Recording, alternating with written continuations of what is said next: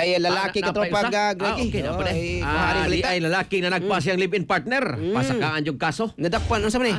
Atong nanagpa ni siya. Nanagpa. Ato ni Siron pinagis report ni katropang Justin Loyungko. Live report.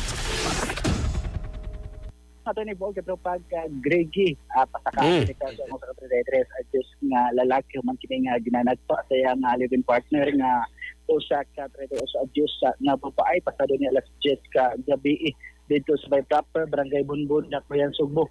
Ada nagpandila nga si alias Ramram 33 anyos o litaw walay trabaho o residente sa nasong dapit samtang ang biktima bilang nga si alias Che 38 anyos walay trabaho residente raw usab sa nasgutan nga lugar.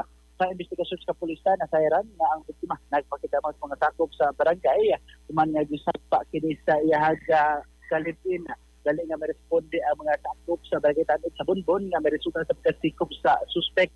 Ang suspek gipasak na sa detention facility sa Malubong Police Station Crowd Cebu City Police Office samtang gihikay pa angkat sa kalapasan sa Republic Act 9262 nga atubangon sa suspetsado. Mga katropa, ayaw kalimot ka na sa pag-inom og Santon Plus. Pagpamix ka kini adunang gusto moringa og suya powder.